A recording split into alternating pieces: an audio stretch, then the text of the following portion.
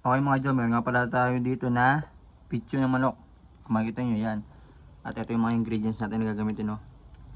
Siling green, sibuyas sa puti, Mamacitas oyster sauce, at yung star margarine, at syempre yung mayonnaise. Palagay nyo mga Jo, ang lulutin natin ngayon.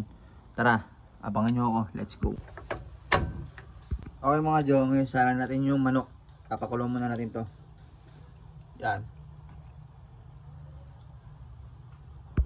Pamintang pino 4,500 pieces.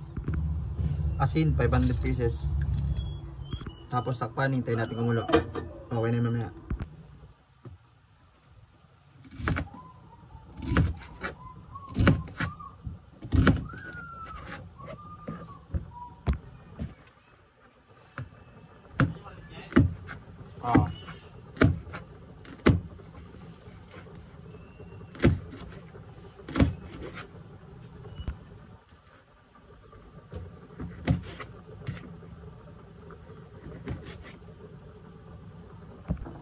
At ito na nga mga Jo, kumukulo na siya.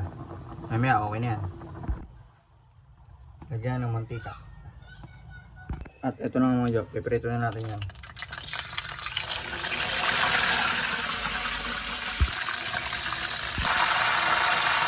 At yan nga Jo, tumayo na yung manok. Okay mga Jo, ito, unahin natin yung mayonnaise.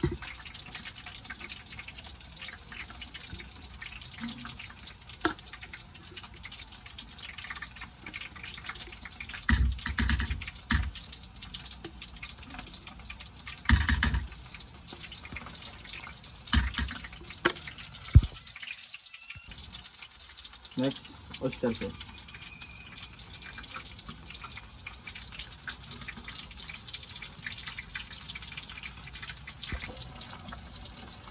Paminta, 3,000 pieces. Ketchup, bagya.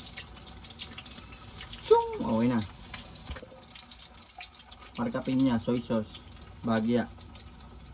Chung! And then mix.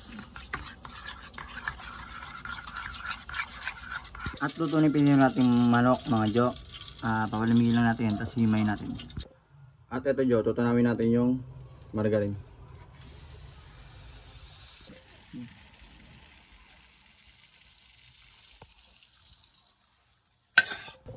At ito mga Jo, himay nga natin kung natin yung laman. Yan o.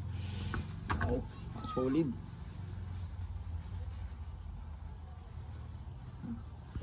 Okay mga Jo, tapos natin sa himay, no? Yan na.